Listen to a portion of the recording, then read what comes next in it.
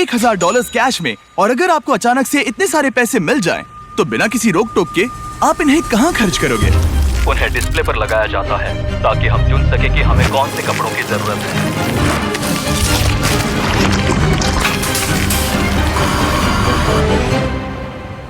Uganda के rural इलाकों के लाखों लोगों के लिए ये पैसे अलग तरह से इस्तेमाल किए जा सकते हैं।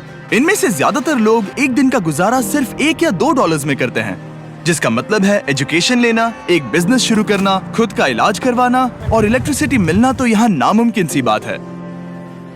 तो मुझे लगता है सोल्यूशन आसान है, राइट? हम ये पैसे उन्हें क्यों नहीं देते? लेकिन फिर मुझे लगा इतने सारे पैसे जिन्होंने पहले कभी नहीं देखे, ऐसे लोगों को हजारों डॉलर्स देना बहुत ही गैर जिम्मेदारी होगी। इसलिए जब एक ऑर्गेनाइजेशन इस काम में मदद करने के लिए हमारे पास आई, तब एहसास हुआ कि और पता करने के लिए वहाँ जाना ही होगा। युगांडा एक खूबसूरत देश है और ये कुछ कमाल के लोगों से भरा हुआ है। पर जब भी पहली बार गिव डायरेक्टली इस प्रोग्राम के बारे में मेरे पास आए, तब मेरी शुरुआती रिएक्शन ये थी कि ये एक बहुत बुरा आइडिया है। मुझे लगा कि पूरे 1 साल की तनख्वाह जितनी रकम ऐसे लोगों को देना जो भयंकर गरीबी में जी रहे हैं, इसका अंजाम आखिर में बहुत भयानक हो सकता है। गिव डायरेक्टली एक स्ट्रिक्ट सिलेक्शन प्रोसेस के जरिए सबसे ज्यादा जरूरतमंद गांव की पहचान करते हैं और हर एक परिवार को साइन अप करवाते हैं। उसके बाद वो रेसिपिएंट को एक मोबाइल फोन देते हैं और एक यूनिक पिन नंबर तैयार करते हैं। फिर पैसे उनके सिम कार्ड पर भेजे जाते हैं ताकि वो सीधे ट्रांजैक्शन कर सके या फिर करीबी आउटलेट पर जाकर एक मोबाइल मनी एजेंट से पिन का इस्तेमाल करके पैसे निकाल सके। कम्युनिटी में नौकरी के मौके सीमित होने की वजह से गाँव वालों के लिए अपने परिवार को संभालना भयानक रूप से मुश्किल हो गया है। इन्हीं लोगों में से एक है पॉल। मेरी एक बीवी है, 2 बच्चे हैं, इसीलिए मैं रुका हुआ हूँ। मेरा परिवार दिन में सिर्फ एक बार खाना खाता है। हम बस एक बार खाते हैं, रात के समय। हमारे सामने ये चुनौतियां हैं। अगर पॉल के पास और पैसे होते तो वो उन्हें सिर्फ यहाँ एक बिजनेस शुरू करने में नहीं लगाता, बल्कि ये भी पक्का करता कि उसे और उसके बच्चों को अच्छी एजुकेशन भी मिल सके। मेरा लक्ष्य है कि मुझे सीनियर 4 क्लास का सर्टिफिकेट मिले। शायद तब मेरी जिंदगी और बेहतर हो जाए। वो करने के बाद भयंकर गरीबी में जीने वाले लोग काफी सीमित होते हैं। दिन का ज्यादातर वक्त वो घर का काम करते हैं और गरीबी के जिस उलझे हुए जाल में वो फंसे हुए, उससे खुद को आजाद नहीं कर पाते। 1 साल पहले टियान और लोकुरे की भी यही हालत थी। बच्चों ने स्कूल आधे में छोड़ दिया था और आस पड़ोस में काम पाना उनके लिए बहुत ही मुश्किल था। लेकिन एक बार गिव डायरेक्टली से डोनेशन मिलने के बाद उनकी जिंदगियां पूरी तरह से बदल गई। उन्होंने उन पैसों से वहां एक जमीन खरीदी और अब उन्होंने खुद की फसल उगाना भी शुरू कर दिया है। उन्होंने एक आटा चक्की भी खरीदी है जिसमें वो पूरे कम्युनिटी के लिए धान पीसते हैं और थोड़ा मुनाफा कमाते हैं। अब वो उसी मुनाफे से अपने घर में एक दुकान खोलने जा रहे हैं। और उसके साथ ही अब लोकुरे ने गांव में एक फ्यूलिंग स्टेशन भी शुरू कर दिया है। ये प्रोग्राम उस बात की जिंदा मिसाल है, क्योंकि ये एक ऐसी इकोनॉमी को बढ़ावा देता है जो बिजनेसेस बनाने में मदद करती है। पर अब भी सीधे पैसे देने के आइडिया के बारे में मुझे थोड़ा डर लग रहा है। इसीलिए हम ये समझने की कोशिश कर रहे हैं कि क्या हमें किसी और तरह से मदद करने से फायदा होगा। इसलिए हम मिले सिल्वेस्टो से, जो है एक local give directly field officer. मैं इसी समुदाय से हूँ, कारामुजा में काम करता हूँ। मैं यहीं पैदा हुआ और पला बड़ा हूँ। तो अब मेरी कहानी बताता हूँ। जब मैं बड़ा हो रहा था तब मैं स्कूल में था। ये तब हुआ जब मैं सेकेंडरी स्कूल में था। आगे की पढ़ाई के लिए मेरे माता पिता पैसे नहीं जुटा पा रहे थे, तो मेरी पढ़ाई के लिए उन्हें हमारा घर बेचना पड़ा। और वो मेरे लिए मेरे सपने को बेचने जैसा था। ये मेरी यादों को बेचने जैसा था। गरीबी की बात करें तो सबसे मुश्किल गरीबी सपनों की गरीबी होती है। गिव डायरेक्टली के साथ जुड़ने के बाद एहसास हुआ कि ये उन चैरिटीज से काफी अलग है जिनके साथ मैंने पहले काम किया था। गिव डायरेक्टली हमें पैसे देते हैं और जब किसी समुदाय में पैसे जाते हैं तब उनके बिजनेस को बढ़ावा मिलता है। इन पैसों से वो अपनी जरूरतें पूरी करने में सक्षम हो जाते हैं। लोग यहाँ गरीबी की चपेट में हैं, इसलिए नहीं कि वो कोशिश नहीं करते या फिर वो काबिल नहीं है। वो इसलिए गरीबी में फंसे हुए हैं क्योंकि यहाँ मौके कम है। इन्हीं लोगों में से एक हैं जोसेफ, इस गांव के मुखिया। कुछ लोगों की जमीन है पर वो बहुत दूर है, इसीलिए हमें कुछ पैसों का इंतजाम करके कहीं और जाकर जमीन खरीदने की जरूरत है। हम घास से घरों को बनाते हैं जिसे दीमक बहुत तेजी से खा भी सकते हैं और वो घर ज्यादा दिन टिक नहीं पाते। और अगले साल फिर से वही चीज, घरों को तोड़ो, फिर से बनाओ या फिर उन्हें ठीक करते जाओ। पर घर उन कई समस्याओं में से एक है जिसका ये गांव सामना करते हैं। भूखमरी, गरीबी और एजुकेशन की कमी गंभीर रूप से इस पूरे कम्युनिटी को पीछे ढकेल रही है। गांव को संभालने के अलावा भी जोसेफ पर एक और बोझ है। जोसेफ को कुछ सीरियस हेल्थ कॉम्प्लिकेशंस भी हैं। कुछ साल पहले इन्हें एक स्ट्रोक आया था जिससे ये कमजोर पड़ गए हैं और पैसे ना होने के कारण हेल्दी रहने के लिए इन्हें जिन दवाइयों की जरूरत है उन्हें खरीद नहीं पा रहे। यहाँ पर जीना बहुत मुश्किल है। पता नहीं मैं बच पाऊंगा या फिर नहीं। मैं सच में नहीं जानता क्यों स्ट्रोक एक बहुत ही गंभीर बीमारी है। क्या पता, मैं नहीं जानता। यहाँ पर सबकी अपनी अपनी अलग जरूरतें हैं और हम ये समझ गए हैं कि एक बेहतर भविष्य की ओर जाने के लिए इन लोगों की मदद करने का एक ही रास्ता है और वो है अपने परिवार के लिए सही फैसला लेने के लिए काबिल बनाना। इसीलिए हमने गिफ्ट डायरेक्टली की मदद करके इस गांव के 300 परिवारों को पैसे डोनेट करने का फैसला किया और आसपास के इलाकों को भी जो इन्हें भविष्य बनाने में मदद करेंगे। और क्योंकि गिफ्ट डायरेक्टली की टीम रेसिपिएंट डिस्ट्रीब्यूशन प्रोसेस को पूरा कर रही है जिसमें पूरा दिन लग सकता है, इसलिए डैन और डैरेन गाँव एक्सप्लोर करने निकल पड़े जहाँ वो 2 छुरी तेज करने वालों से मिले। क्या लगता है उनसे अच्छा कर पाएंगे? मैं जानता हूँ मैं कर सकता हूँ। चलो डैरेन, तुम कर सकते हो। देखो इसे ऐसे ऐसे पकड़ो और फिर ऐसे करो, ऐसे।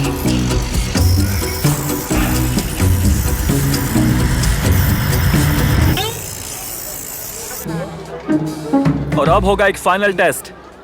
क्या वो मुर्गी लाने वाले हैं? नहीं नहीं, वो मुर्गियों को बिल्कुल नहीं लाने वाले।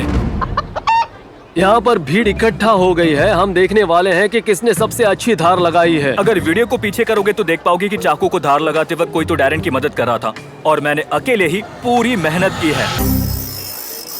पहले एक प्रोफेशनल करके दिखाएंगे। हाँ ठीक है। और अब डैन और डैरेन की बारी थी। मैं हूँ चैंपियन। हाँ तुम ही तुम एक चैंपियन। चैंपियन हो। हार माननी नहीं थी, इसीलिए डैरेन ने बदला लेने की कोशिश की। अफ्रीका में चारों ओर अपने सर पर सामान रख कर ले जाना एक आम सी बात है। डैन और मैं वो करने की कोशिश करेंगे। बाप रे। तैयार? नहीं नहीं, रुको। तुम ठीक हो? क्या तुमने हाथ हटा दिए? हाँ। तुम ये कैसे कर रहे हो? ठीक है। तैयार हो? ओ, मैं जीत गया। अरे यार, ओके। डैरेन इस बार जीत गया, पर इसका बैग। तुम ये कैसे कर रहे हो?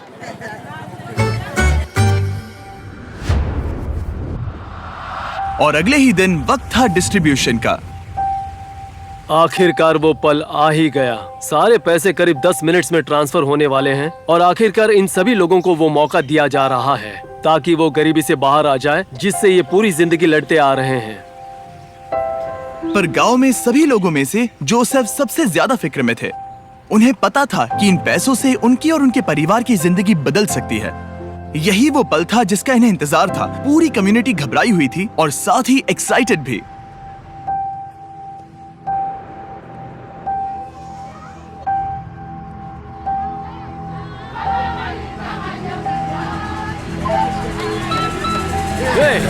यस।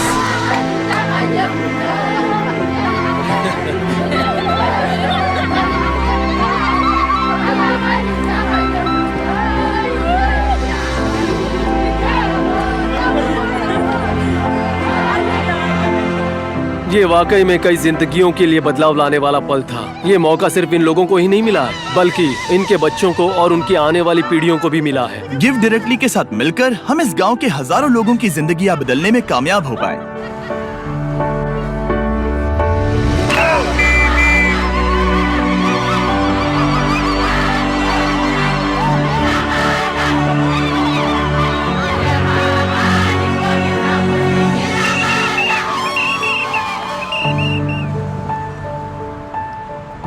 वो टेक्स्ट मैसेज मिलने के बाद अब वक्त था इन रेसिपिएंट्स के पैसे निकालने का। पिछले कुछ सैकड़ों सालों से इन लोगों को मौका ही नहीं मिल पाया था, लेकिन अब आगे जाकर उन्हें वो मौका मिलेगा। इतिहास की वो पूरी श्रृंखला टूट चुकी है और अब वो अपने लिए ही नहीं बल्कि आने वाली सभी पीढ़ियों के लिए भी एक मजबूत भविष्य उभार सकते हैं। और कुछ लोगों ने उन पैसों को सही जगह इस्तेमाल करना शुरू भी कर दिया, जैसे कि रूथ इस बात की शक्तिशाली मिसाल है कि ये पैसे क्या साबित करने की क्षमता रखते हैं। गिफ्ट डायरेक्ट से पैसे मिलने से पहले मैं मेरे बच्चों को सहारा नहीं दे पा रही थी। मैं उनके लिए दवाइयाँ भी नहीं ले सकती थी। मैं बस एक हाउसवाइफ थी, इसलिए जिंदगी बहुत मुश्किल थी। पर ऐसे हालातों के बाद भी रूथ ने गिफ्ट डायरेक्टली से मदद लेकर अपने सपने पूरे करने की ठान ली थी। उसे अपने उन सपनों को पूरा करने का मौका दिया गया था जिससे ये अपने आप को और अपने बच्चों को एक उज्जवल भविष्य की राह पर ले गई। अब वो अपने अंदर के बिजनेस की स्किल्स के जरिए खुद में सुधार लाने के काबिल बन चुकी है, जिससे बाद में उसके समुदाय में भी सुधार आएगा। अब मैं मेरे परिवार की जरूरतें पूरी कर सकती हूँ और फिलहाल जिंदगी बहुत आसान है। अब ये पहले जैसे बिल्कुल भी नहीं है। पर रूथ ऐसी अकेली नहीं है जिसने अपने पैसों से कुछ कमाल का शुरू किया है।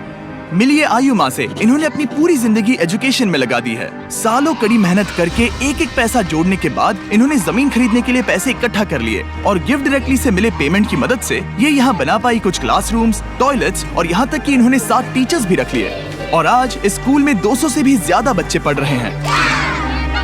उन पैसों से इस कम्युनिटी में एक बहुत जरूरी फार्मेसी भी बनाई गई, हजारों स्टूडेंट्स की स्कूल फीस और यूनिफॉर्म्स के लिए मदद भी की गई, यहाँ तक कि सैकड़ों परिवारों के लिए घर भी बनाए गए। और ये पैसे कैसे खर्च किए गए उसके बस ये कुछ ही एग्जाम्पल्स हैं। जब भी इन लोगों को छोटे से छोटा मौका दिया गया, इन्होंने उसे ले लिया और वो तुरंत ही काम पर लग गए, ये जानकर कि अभी उनके पास एक ऐसा मौका है जो उन्हें पहले कभी नहीं मिला था। और ये मेरी पूरी जिंदगी के सबसे इंस्पायरिंग और मोटिवेटिंग बातों में से एक भी हो सकता है। ट्रिप को पूरा करने के लिए डैरेन और स्कूल देखने चला गया, जो कि गिफ्ट डायरेक्टली की मदद से अपने स्टूडेंट्स की संख्या को 650 से लेकर पूरे 980 तक ला पाया, वो भी एक हफ्ते में, क्योंकि अब उनके पेरेंट्स फीस भी दे सकते हैं और यूनिफॉर्म्स भी खरीद सकते हैं।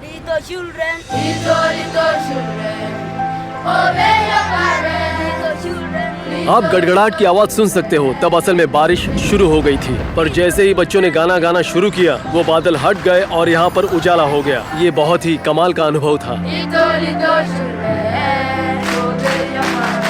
गिव डायरेक्टली ने साबित कर दिया कि हमारा शुरुआती शक बेबुनियाद था और ऐसे कई नए आइडियाज हैं जिनके बारे में सोचकर हम एक साथ एक उज्जवल भविष्य की रचना कर सकते हैं। पर और काम बचा है, इसीलिए हम गिफ्ट डायरेक्टली के साथ मिलकर और एक गांव को पैसे देने वाले हैं जो बस 1 मील दूर है। अगर मदद करनी है तो डोनेट बटन दबाइए या giveDirectly.org/beast पर जाइए ताकि हम और युगांडन्स की मदद कर सकें। सब्सक्राइब